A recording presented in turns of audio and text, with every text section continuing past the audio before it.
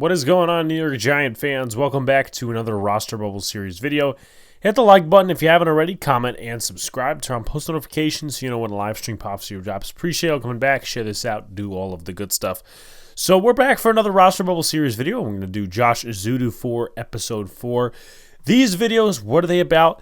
They're about players that may or may not make the roster based on stuff in their past and all these other different things that go into it, these variables, and we talk about it. We give an overview, their stats, their background, how they could win a spot on the roster, how they could lose a spot on the roster, and then at the end, a prediction.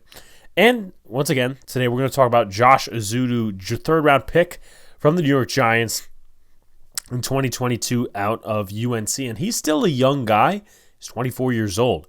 So let's get right into it. So Josh Ezeudu, right, was drafted by the New York Football Giants in 2022 and started seeing some left guard, left tackle snaps in the preseason and in training camp as well, and that's what they really tried to start to mold him into.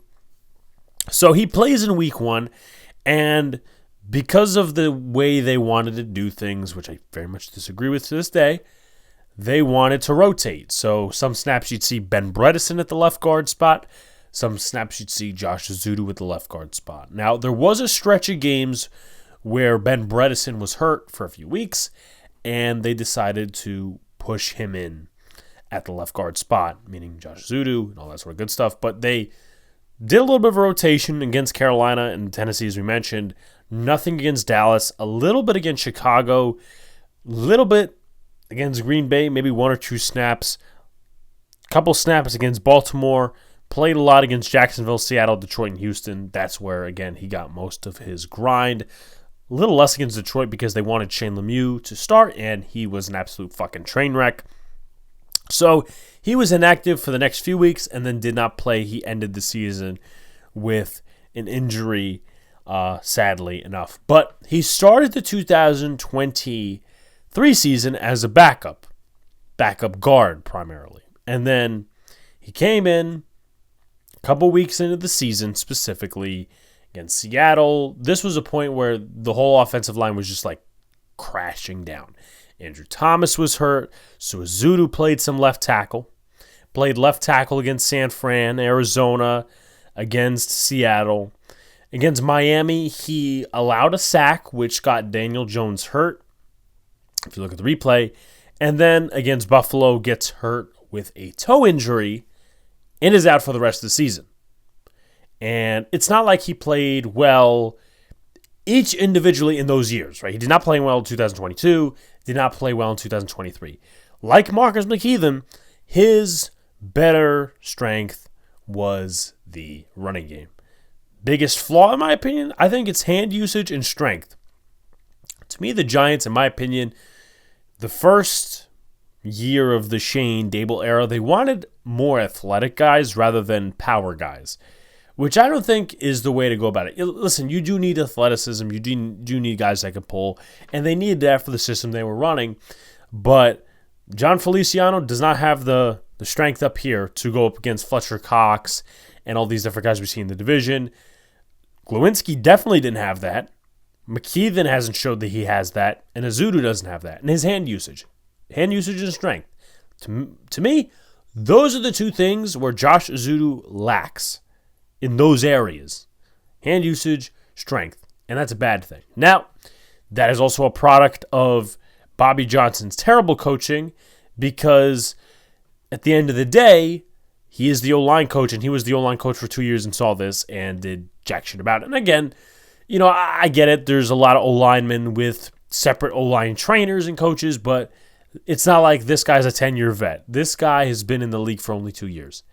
Now, one thing he does offer is versatility, and that goes to his competition. Personally, you could say, oh, he's only a guard, he's only a tackle. The Giants, for some reason, view him as a tackle right now, which is a little strange. I get it because of the quick feet and a little bit of the speed he has as a tackle with his movement, but what if it's a bull rush? That's where I'm scared.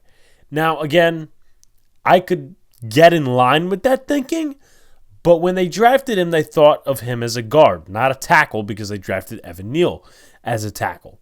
And if he goes to tackle, it actually helps him out in terms of competition a little bit more. But here's his competition. What does it look like? You got Aaron Stinney, who's coming over from the Bucs, respected veteran. Austin Schloedman, former Viking. Jake Kubis, UDFA. Jimmy Morrissey, former former Raider, former Texan.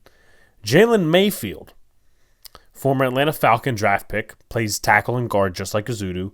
And Marcus McKeithen, who plays a little bit of tackle, plays guard mostly. But also, if you want to throw in the tackle stuff in there, Yannick Kajusti, former New England Patriot.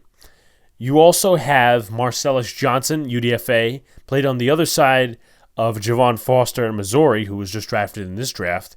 You got Joshua Miles, who was picked up, I think, from the Falcons or the Cardinals last year.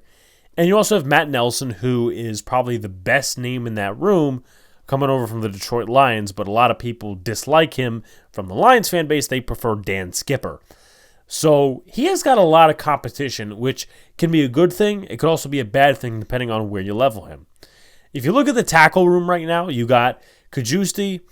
I don't think that he has any merit to be over Ezeudu right now because Ezeudu's a draft pick and all these other different things. Kajusti has really not amounted to anything in the NFL. Marcellus Johnson needs a big leap. Haven't studied any of his film yet or any of that stuff. Josh Miles, he's been a journeyman. Matt Nelson, a little bit more respected. So Nelson and him could be on the same level. And then you got Evan Neal, you got Illuminor, and you got Andrew Thomas. So if you have your two starting tackles, whether it's Illuminor, right now it looks to be Neal and Thomas. But you could also still include Ezeudu and a guy like Matt Nelson.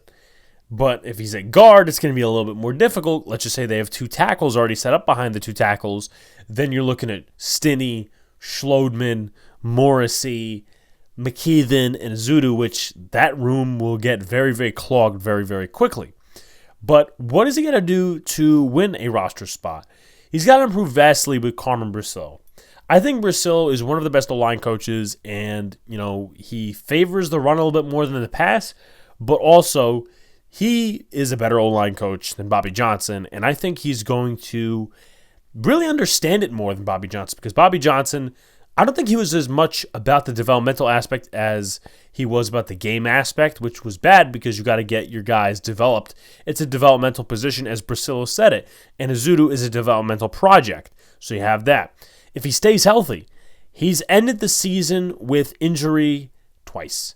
He's played 16 games over the past 2 years, so he's missed an entire season how many years ago fully? When I say how many years ago, it's not, he's done this, this, and this, or, he's missed 18 games or 17 games. No, because a few years ago it was 16 games. That was a season. He's played 16 games in the NFL, and he's missed, now it's, 16 out of 34. He's missed 18 games. That's not good if you're a third-round pick. And that's really where you start to mold your guys is, you can hit on the first, second rounders. That's great. You can hit on some guys and mold them into starters in the late rounds, but third, fourth, fifth round pick, that's where you got to mold the depth of your core. And, Josh Ezeudu, he hasn't really proven that yet. So stay healthy, quick feet, better pass pro. I think that's going to be one of the biggest things is facing these edge rushers from other teams, not just your team, but in these joint practices, in these preseason games, going up against guys from the Jets who are very talented, going up against guys from the Lions. If you don't stand your ground, you're going to lose to guys like Matt Nelson and all these other different cats that are behind you. How can he lose? Hand usage still an issue and lack of health. Health would not be as much of a detriment. Then again, it might be as the same amount of a detriment as his hand usage thing, because they could say, okay, maybe this hand usage thing, it's going to take a while because of the bad coaching, but lack of health, that would be, maybe more damning because he's missed 18 games out of 34 what could have been played in his career. That's bad. Again, when he's not a serviceable lineman just as of yet. Again, he needs a lot more tuning up in his technique. So again, how can he win? Improve vastly with a new line coach, stays healthy, quick feet, better pass pro. How can he lose? Hand usage, still an issue and lack of health. I think he makes the roster. I don't know if it's going to be at tackle or guard. I can see why they move him to tackle, but again, you drafted Evan Neal for a reason. Maybe they do envision him at this point as a swing, which he can play right tackle and left tackle if asked. It's just not going to be the best performance in the world. I do think he lacks the strength. But I think the Giants are a little bit empty in that tackle room. The guard room, they're a little bit more safe. But like, comment, subscribe, folks. Turn on post notifications so you know when the live stream pops or drops. Appreciate y'all coming back. Peace out, guys. See you later. Stay cool.